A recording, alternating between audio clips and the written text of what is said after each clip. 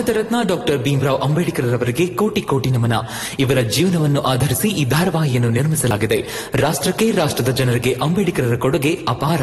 ಹಲವಾರು ಅಧಿಕೃತ ಪುಸ್ತಕಗಳನ್ನು ಆಧರಿಸಿ ಈ ಕಥೆಯನ್ನು ತಮ್ಮ ಮುಂದೆ ಇಡಲಾಗಿದೆ. ಈ ಧಾರಾವಾಹಿಯನ್ನು ವಾಹಿನಿಯು ನಿಷ್ಠೆಯಿಂದ ನಿರ್ಮಿಸಿದ್ದು, ಬಾಬಾ ಸಾಹೇಬರ ಜೀವನ ಮತ್ತು ಸವಿಸಿದ ಹಾದಿ ಪ್ರತಿಯೊಬ್ಬರಿಗೂ ಸ್ಫೂರ್ತಿ ನೀಡುತ್ತದೆ ಎಂಬುದನ್ನು ವಾಹಿನಿಯು ಬಲವಾಗಿ ನಂಬಿದೆ. ಬಾಲಾ, ಇಷ್ಟು ವರ್ಷಗಳ ನಂತರ ಮನೆಗೆ ಬಂದಿದೀಯಾ. ಸಂತೋಷ ಆಗ್ತಾ ಇದೆ.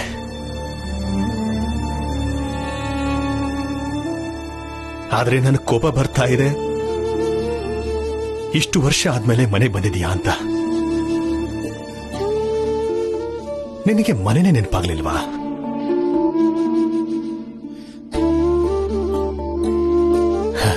ನೋಡು ಬಾಲಾ, ಮನೆಗೆ ದೊಡ್ಡ ಮಗ ನೀನು.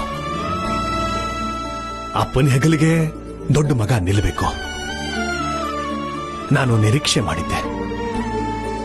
ನನ್ನೆಲ್ಲ ಜವಾಬ್ದಾರಿನೂ ನೀನೇ ಹೊರ್ತೀಯ ಅಂತ ಅನ್ಕೊಂಡಿದ್ದೆ.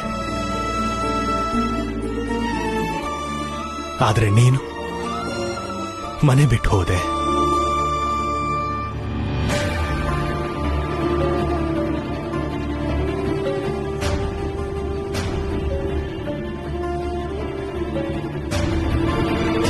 ನಿಜ ಹೇಳ ಬಾಲ, ನೀನು ಜವಾಬ್ದಾರಿ ತಗೊಂಡಿದ್ರೆ ಬಹುಶಃ ನಾವು ಇಷ್ಟೊಂದು ಕಷ್ಟಪಡೋ ಅವಶ್ಯಕತೆ ಇರ್ತಿರ್ಲಿಲ್ಲ.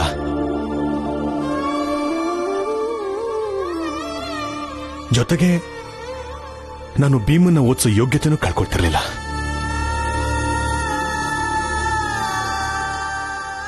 ಅಪ್ಪ, ನೀವು ಮೊದಲಿಂದನೂ ನನ್ನ ಅರ್ಥನೇ ಮಾಡ್ಕೊಂಡಿಲ್ಲ. ನಿಮ್ಗೆಷ್ಟು ಭೀಮನ್ ಕಂಡ್ರೆ ಪ್ರೀತಿ ಅಭಿಮಾನ ಇದೆಯೋ, ನಂಗೂ ಅಷ್ಟೇ ಪ್ರೀತಿ ಅಭಿಮಾನ ಇದೆ. ಭೀಮಂಗ್ ನೋವಾದ್ರೆ ನಂಗೂ ಕೂಡ ನೋವಾಗತ್ತೆ. ಭೀಮನ್ ಜೊತೆಗೆ ಎಲ್ರನ್ನೂ ನಾನು ನನ್ನವರು ಅನ್ಕೊಂಡಿದ್ದೀನಿ. ಆದ್ರೆ ಇವತ್ತು ಸತ್ಯ ಏನಂದ್ರೆ,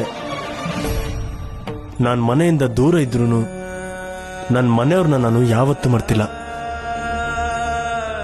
ಭೀಮ, ಆನಂದ ಹತ್ರವಾಗೇ ಇದ್ದಾರೆ. ಅದಕ್ಕೆ ಅಪ್ಪ, ನನ್ನ ದೂಷಣೆ ಮಾತ್ರ ಮಾಡಬೇಡಿ. ನಾನು ಯಾವತ್ತೂ ಯಾರನ್ನು ದೂಷಣೆ ಮಾಡಿಲ್ಲ. ನಿನ್ನನ್ನ ದೂಷಣೆ ಮಾಡದೆ ಮತ್ತಿನ್ಯಾರು ಮಾಡ್ಲಿ? ಹೇಳು ಬಾಲ. ಅಪ್ಪ, ಮಾತಾಡೋದು ಬೇಡ. ಅಣ್ಣ, ನಿನ್ನೆ ನೋಡಿ ಎಷ್ಟು ವರ್ಷ ಆಯ್ತು. ಬಹಳ ಸಂತೋಷ ಆಗ್ತಿದೆ ನಮ್ಗೆ. ಮತ್ ನೋಡು, ಈಗ ನಾವೆಲ್ಲ ಒಟ್ಟಿಗೆ ಒಂದೇ ಮನೇಲಿದ್ರೆ ಎಷ್ಟು ಚೆನ್ನಾಗಿರುತ್ತಲ್ವಾ? ಇಲ್ಲ ಭೀಮಾ, ನಾವೆಲ್ಲರೂ ಒಟ್ಟಿಗೆ ಇದ್ರೆ ಮತ್ತೆ ಅದೇ ಸಮಸ್ಯೆ ಶುರುವಾಗ್ಬೋದು. ನಾವು ದೂರ ಇರೋದೇ ಒಳ್ಳೇದು ಅನ್ಸುತ್ತೆ.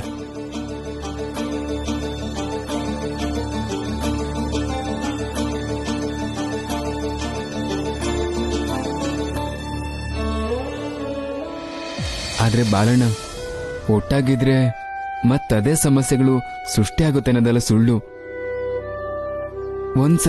ಒಂದ್ಸಲ ಇಲ್ಲಿದ್ ನೋಡು, ಬಹುಶಃ ನಿಂಗೆ ಎಲ್ಲ ಗೊತ್ತಾಗತ್ತೆ. ಮತ್ತೆ ಯಾರಿಗ್ ಗೊತ್ತು, ನಾವೆಲ್ಲ ಹೀಗೆ ಒಟ್ಟಾಗಿದ್ರೆ ಎಲ್ಲ ಸರಿನೂ ಹೋಗಬಹುದು. ಬಾಲ, ಕಂದ, ನಡೆದಿದ್ದನ್ನೆಲ್ಲ ಮರ್ತು ಬಿಡು. ನನ್ ಮಾತ್ ಕೇಳೋ.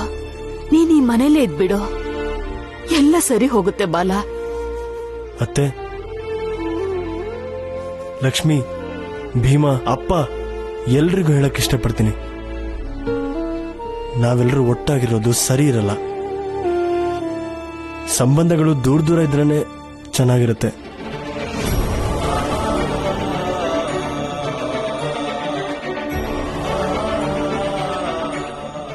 ಬಾಲಣ್ಣ,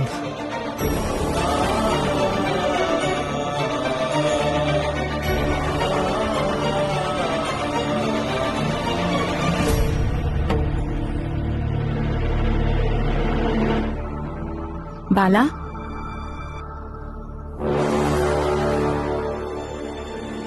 ನಿನ್ ನಿರ್ಧಾರ ಸರಿ ಇದೆ. ಈ ಮನೇಲಿ ಭೀಮನ್ ಜೊತೆ ಇರೋದು ಮತ್ತೆ ನಾವೇ ನಮ್ ತಲೆ ಮೇಲೆ ಬಂಡೆ ಕಲ್ಲು ಹಾಕೊಳ್ಳೋದು ಎರಡೂ ಒಂದೇನೆ. ಅಮ್ಮ, ನೀವು ಒಂಚೂರು ಬದಲಾಗಿಲ್ಲ ಅಲ್ವಾ? ಭೀಮನ ಬಗ್ಗೆ ನಿಮ್ ಮನ್ಸಲ್ಲಿ ಇನ್ನೂ ದ್ವೇಷ ಇದೆಯಾ?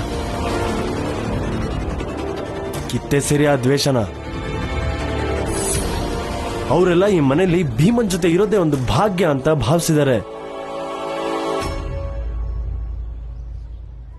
ನನ್ನ ಹಣೆ ಬರಹ ಸರಿ ಇಲ್ಲ ಅಷ್ಟೇ.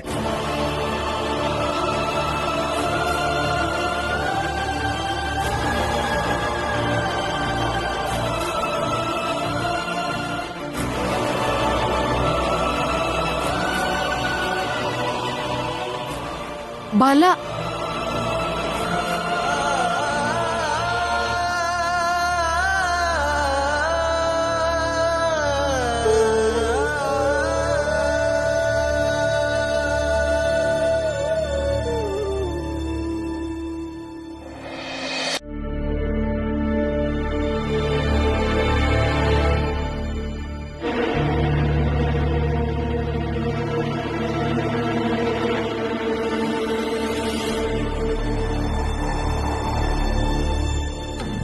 ಏನು ಯೋಚಿಸ್ತಿದ್ಯಾ? ಗರ್ವ ಪಡ್ತಿದ್ಯಾ? ನೀನು ದೊಡ್ಡ ಮನುಷ್ಯ ಅಂತ ಅನ್ಕೊಂಡಿದ್ಯಾ? ಈ ಸತ್ತಾರದಿಂದೆಲ್ಲ ಜನ ಬಂದು ನಿನಗೆ ಶುಭಾಶಯ ಕೋರ್ತಿದ್ದಾರೆ, ಅಭಿನಂದನೆ ಹೇಳ್ತಿದ್ದಾರೆ, ಹೋಗ್ಲಿ ಅಟ್ಟದ ಮೇಲೆ ಕೂರಿಸ್ತಿದ್ದಾರೆ. ಆದ್ರೆ ನಾನು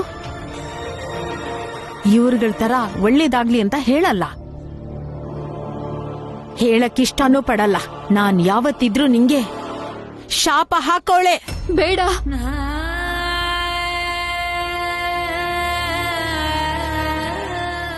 ನಮ್ ಭೀಮಂಗ್ ದಯವಿಟ್ಟು ಶಾಪ ಹಾಕ್ಬೇಡಿ. ದಯವಿಟ್ಟು ನಮ್ ಭೀಮಂಗ್ ಶಾಪ ಹಾಕ್ಬೇಡಿ. ಕೈ ಮುಗಿತೀನಿ, ಬೇಕಾದ್ರೆ ಕಾಲಿಗೆ ಬೀಳ್ತೀನಿ. ದಯವಿಟ್ಟು ಕೆಟ್ಟದ್ ಬಯಸ್ಬೇಡಿ, ಕೆಟ್ಟದ್ ಬಯಸ್ಬೇಡಿ. ಶಾಪ ಹಾಕ್ಬೇಡಿ ನಮ್ ಭೀಮಂಗೆ. ಏನಾಯ್ತು?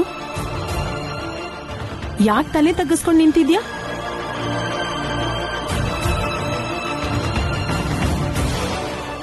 ನಾಚಿಕೆನಾ? ನಾಚಿಕೆ ಆಗ್ತಿರ್ಬೇಕಲ್ಲ. ಜೀವನದಲ್ಲಿ ಏನು ಕಡದ್ ಗುಡ್ಡೆ ಹಾಕಿಲ್ಲ ಅಂದ್ರು ಈ ಜನ ಬಂದು ನೀನ್ ಹುಟ್ಟದಬ್ಬ ಆಚರಿಸ್ತಿದ್ದಾರೆ ಅಂತ ನಾಚಿಕೆ ಆಗ್ತಿದ್ಯಾ? ಹಾಗೆಲ್ಲ ಇಲ್ಲ. ಒಂದ್ ಮಾತ್ ಹೇಳ್ತೀನಿ, ಕೇಳಿಸ್ಕೊ ಭೀಮಾ. ನಿನ್ನಂತ ಒಬ್ಬ ಮಗನ್ಗೆ ಸ್ವಲ್ಪ ಕೂಡ ನಾಚಿಕೆ ಅನ್ನೋದೇ ಇರಲ್ಲ. ನೀನು 3 ಬಿಟ್ಟೋನು ಭೀಮಾ. ಹಾಗೆಲ್ಲ ಹೇಳ್ಬೇಡಿ ದಯವಿಟ್ಟು. ಏನು ಕೋಪ ಬರ್ತಿದ್ಯಾ? ಇವತ್ತು ನೀನ್ ಹುಟ್ಟದಬ್ಬ ಪಾಪ. ಏನ್ ಅನ್ಕೊಂಡಿದ್ದೆ? ನಿನ್ ಜೊತೆ ಇವತ್ತು ಚೆನ್ನಾಗಿ ಮಾತಾಡ್ತೀನಿ, ಎಲ್ರ ತರ ಶುಭಾಶಯ ಹೇಳ್ತೀನಿ ಅನ್ಕೊಂಡ್ಯಾ? ನಿನ್ನ ಅಭಿಪ್ರಾಯ ತಪ್ಪು. ಹಾಗೆಲ್ಲ ಮಾತಾಡ್ಬೇಡಿ. ನಾನು ಇವತ್ ಮಾತ್ರ ಅಲ್ಲ, ಯಾವತ್ತಿದ್ರೂ ನಿಂಗೆ ಕೆಟ್ಟದ್ದೇ ಬಯಸೋಳು. ಬೇಡ ಬೇಡ. ಒಂದ್ ವೇಳೆ ನಾನ್ ಸತ್ರು ನಿಂಗೆ ಶಾಪ ಹಾಕೊಂಡೇ ಸಾಯ್ತೀನಿ. ಅಯ್ಯೋ ಹಾಗೆಲ್ಲ ಹೇಳ್ಬೇಡಿ. ಕೈ ಮುಗಿತೀನಿ, ನಮ್ ಭೀಮಂಗ್ ಶಾಪ ಹಾಕ್ಬೇಡಿ. ನಮ್ ಭೀಮಂಗ್ ಶಾಪ ಹಾಕ್ಬೇಡಿ. ನಾಚಿಗೆಟ್ಟೋನೆ. ನೋಡಿ,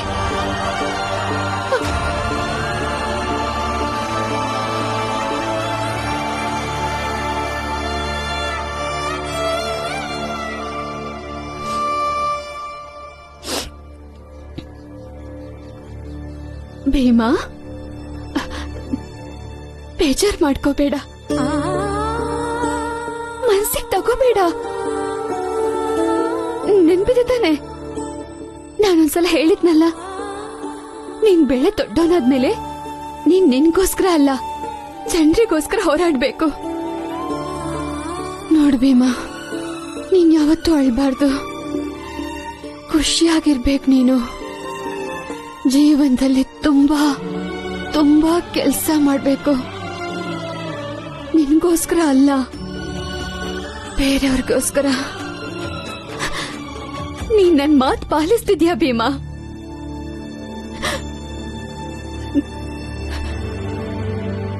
ಸರಿಯಾದ ದಾರಿಲಿದ್ಯಾ? ಯಾವ ಶಾಪನೂ ನಿಂಗೆ ತಾಗಲ್ಲ, ಯಾವತ್ತೂ ಕೂಡ. ಅಮ್ಮ, ನಮ್ಮನ್ನ ಗಣನೆಗೆ ತಗೊಂಡವ್ರ ಶಾಪ ನಮಗ್ ತಾಗತ್ತಮ್ಮ. ಇವ್ರಿಗೆ ನಾವ್ ಏನು ಅಲ್ದೇ ಇರೋವಾಗ ಇವ್ರ ಶಾಪ ನಮಗ್ ತಾಗುತ್ತ? ಮಿಗಿಲಾಗಿ ನಿನ್ನ ಆಶೀರ್ವಾದ ಇದೆಯಲ್ಲಮ್ಮ, ಅಲ್ವಾ ಅಮ್ಮ? ನಿನ್ನ ಆಶೀರ್ವಾದ ಎಲ್ಲ ಶಾಪಗಳನ್ನು ಮೆಟ್ಟಿ ನಿಲ್ಲುತ್ತೆ ಅಮ್ಮ. ಅಯ್ಯೋ ಭೀಮಾ, ಸಾಕ್ ಸಾಕ್ ಸಾಕ್, ಅಳ್ಬಾರ್ದು.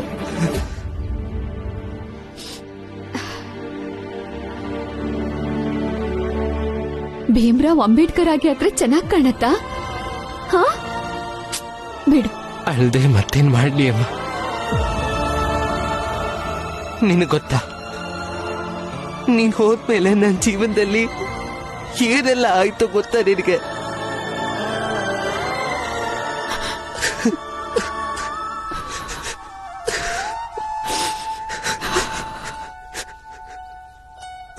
ಎಲ್ಲ ಗೊತ್ತಿದೆ ಭೀಮಾ,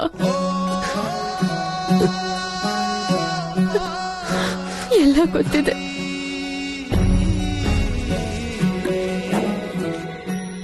ಆದ್ರೆ ನಿನಗ್ ಗೊತ್ತಿಲ್ಲ ಅಷ್ಟೇ.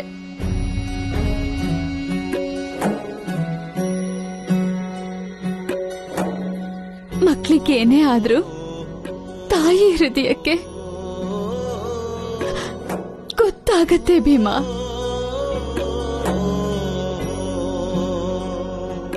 ಅಮ್ಮ,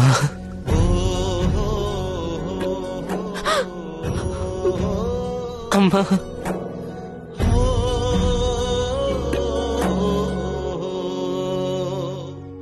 ರೀ,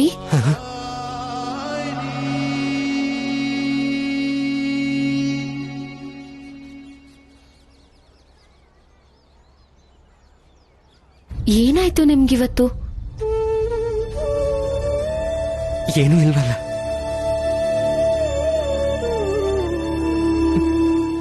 ನಡಿ. ಹುಷಾರು, ಬಿಸಿ ಇದೆ. ಇಲ್ಲೇ ಇಡು. ನಡಿ. ರಾಘು, ಕಿಟ್ಟಿ, ಇದನ್ನು ಇಲ್ಲೇ ಪಕ್ಕದಲ್ಲಿಟ್ಬಿಡಿ. ಅಣ್ಣ ಹುಷಾರು, ಭಾರ ಇದೆ.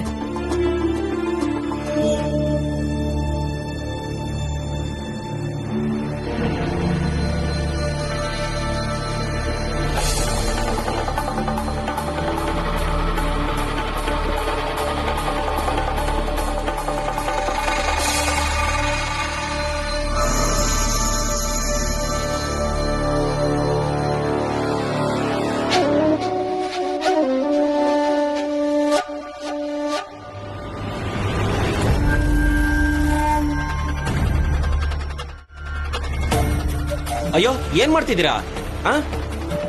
ಇರೋ ಬರೋ ಸೌದೆನೆಲ್ಲ ಹಾಕ್ಬಿಟ್ಟಿದ್ದೀರಾ? ಅದು ಭೀಮ್ರಾವ್ ಹುಟ್ಟುಹಬ್ಬಕ್ಕೆ ಮಾಡ್ತಿರೋ ಅಡುಗೆಗೆ. ಏನ್ ಹೇಳ್ತಿದ್ದೀರಣ್ಣ? ನಿಮ್ ಕಟ್ಗೆನ ಇವ್ರು ಯಾರು ಮುಟ್ಟೇ ಇಲ್ಲ. ಸೌದೆ ಮುಟ್ಟದೇನೆ ಬೆಂಕಿ ಹಚ್ಬಿಟ್ರಾ? ಸುಮ್ನೆ ವಟಾರ ಎಲ್ಲ ಹೋಗಿ ಬರ್ತಿದ್ಯಾ? ಅಷ್ಟೊಂದಿದ್ರೆ ನಿನ್ ಮನೆಗೆ ಹೋಗ್ ನಂಜುಣ್ಣ. ಹೋಗ್ಬೇಕಾದ್ರೆ ಮಲಗಿರು. ನಿನ್ ಕಟ್ಗೆ ಬೇಕಾದ್ರೆ ಕೊಡ್ತೀನಿ. ನನಗ್ ಸೌದೆ ಬೇಕು ಅಷ್ಟೇ. ಹಾ ಕೊಡ್ತೀವಿ. ಕೊಡು.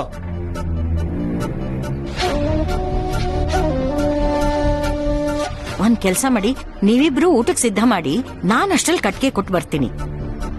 ಅಣ್ಣ ಹುಷಾರಾಗೈತಿ. ರಾಮ್ಜಿ, ಊಟಕ್ಕೆ ಸಿದ್ಧ ಮಾಡ್ತಿದಾರೀಗ. ಮಂಚ ತೆಗೆದು ಇಲ್ಲೇ ಕೆಳಗೆ ಕೂರೋಣ. ಹಾ, ಅದು ಸರಿನೇ.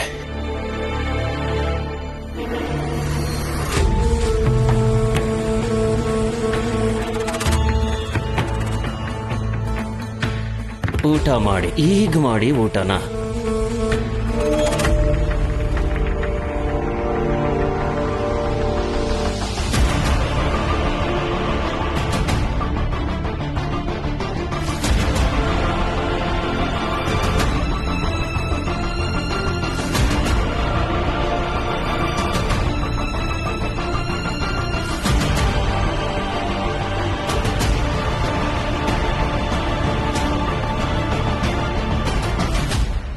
ಭೀಮಾ, ಊಟ ತುಂಬಾ ಚೆನ್ನಾಗಿದೆ, ತುಂಬಾನೇ ರುಚಿಯಾಗಿದೆ. ಚಿದಾನಂದ್ರೆ, ಭೀಮನಿ ಹುಟ್ಟಿದ ಹಬ್ಬನ ನಾವ್ ಯಾವತ್ತೂ ಮರೆಯಂಗಿಲ್ಲ. ಸರಿಯಾಗಿ ಹೇಳ್ದೆ ಮಂಗೇಶ.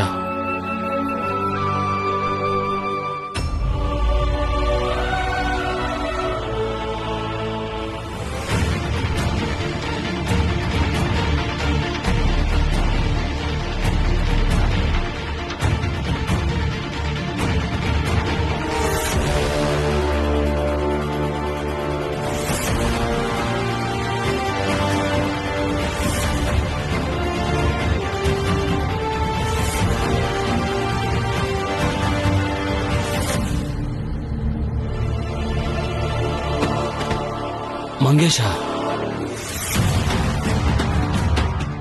ಮಂಗೇಶಣ್ಣ,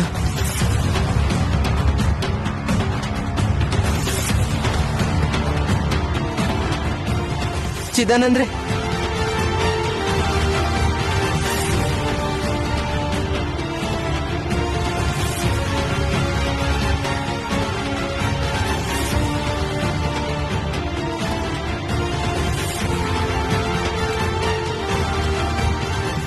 ಈಗ ಒಬ್ಬೊಬ್ರಾಗೆ ಉದ್ರೋಗ್ತಾರೆ.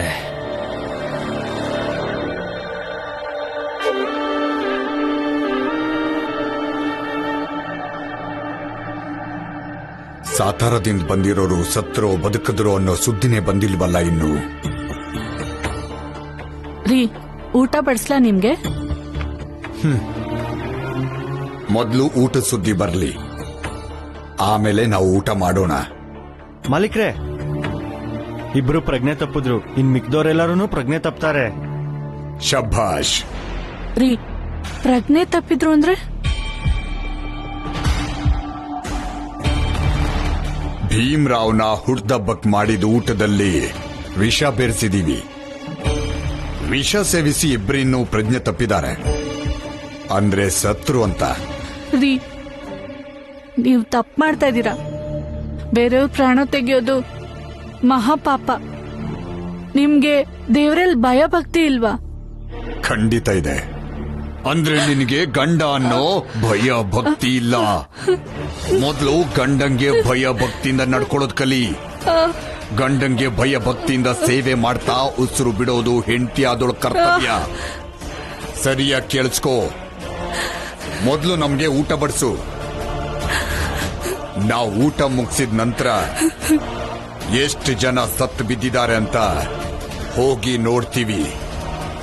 ಎಷ್ಟೇ ಆಗ್ಲಿ, ನಾವು ಇಲ್ಲಿವರೆಗೂ ಯಾರು ಹುಟ್ಟದಬ್ಬದ ಮನೆನ ಸಾವಿನ ಮನೆಯಾಗಿ ನೋಡಿಲ್ಲ.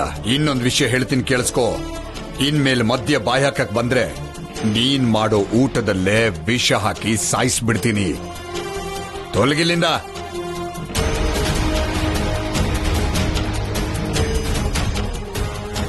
ಜನ್ಮದಿನದಂದು ಸಾವಿನ ಉತ್ಸವ. ಭೀಮ್ರಾವ್, ನನ್ನ ಶತ್ರುತ್ವಕ್ಕೆ ನೀನು ತುಂಬಾ ಬೆಲೆ ತೆರಬೇಕಾಗತ್ತೆ.